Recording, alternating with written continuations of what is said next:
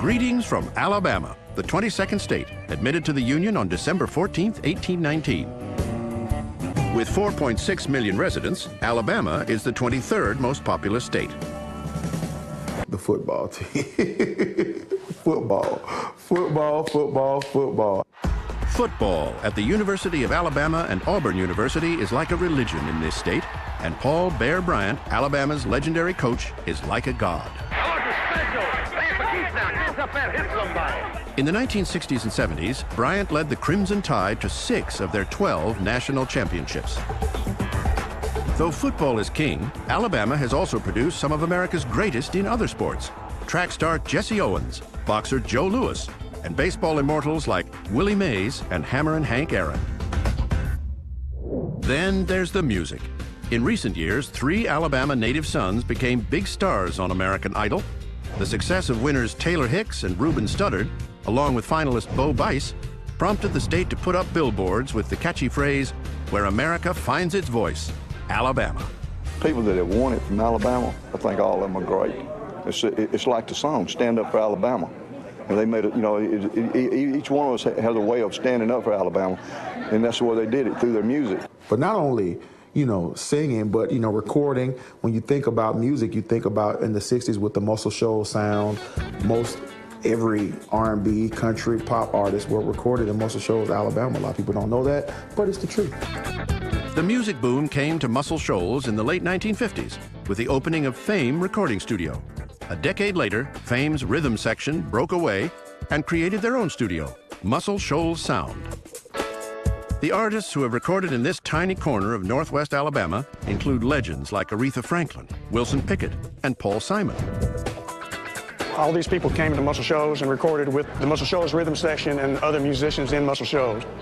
That led to a lot of other artists coming and recording with us, including the Rolling Stones, Linda Ronstadt. The list goes on and on. When you get a hit record, you want a hit record of your own, and so you go where they cut hit records. Less than 5 miles from Muscle Shoals, the small town of Tuscumbia prides itself as the home of one of Alabama's most revered citizens, the woman who appears on the commemorative state quarter issued by the U.S. Mint in 2003. Helen Keller taught the world how much the handicapped can accomplish when given the opportunity. She was just 19 months old when a devastating illness left her blind and deaf. With the help of a dedicated teacher named Annie Sullivan, Helen learned to speak, read, and write. She even earned a college education. To get the full Alabama experience, just head for the great outdoors, where you'll find 10% of the nation's natural resources. In the early 20th century, abundant mineral deposits made Birmingham one of the leading steel producers in the country. That's why Birmingham became such a big steel producer in the 20th century. Industry, technology, and innovation are all part of Alabama's legacy. The world's first citywide electric trolley system opened in Montgomery in 1886. One of America's first open-heart surgeries was performed there in 1902. And in the 1960s, NASA technicians in Huntsville built the rocket that finally put humans on the moon. Like many states, however, Alabama's rich history is marred by a dark underside.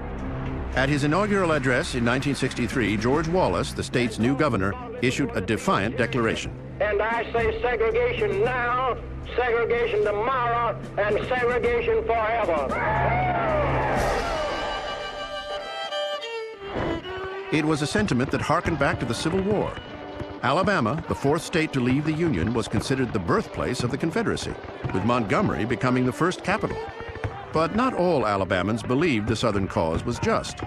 In the hill part of Alabama, very few black persons live in those areas. They did not have slavery.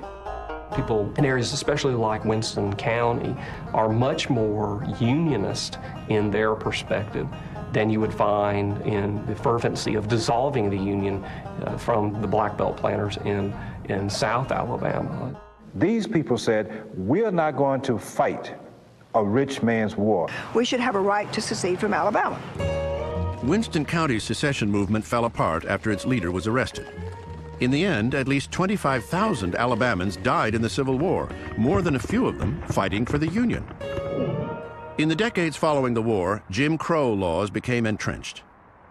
By the mid-20th century, an increasing number of black Americans were actively resisting segregation.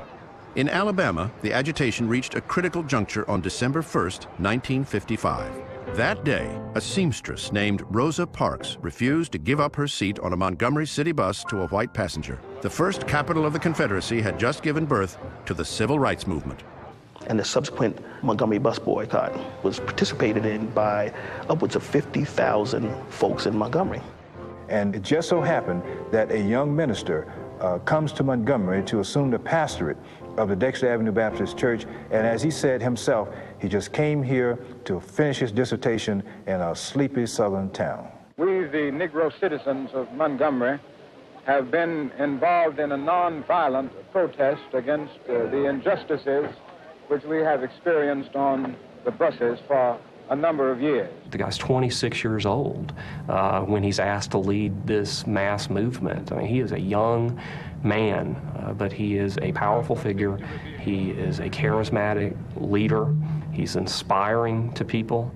And as a leader of the Montgomery Improvement Association, which really conducted the bus boycott, Martin Luther King became who he became as the civil rights leader. The efforts of activists like Rosa Parks and Martin Luther King Jr. paid off for Alabama, and indeed, the entire world. Today, "We Dare Defend Our Rights" is more than the state motto. It is a badge of honor. To this day, I think my grandmother and a lot of her friends are still proud of the things that they did as far as the protests and the bus boycotts, because they had a part in changing history. You know, we're really proud of that legacy in Alabama. Look here, I'm talking about America, sweet America.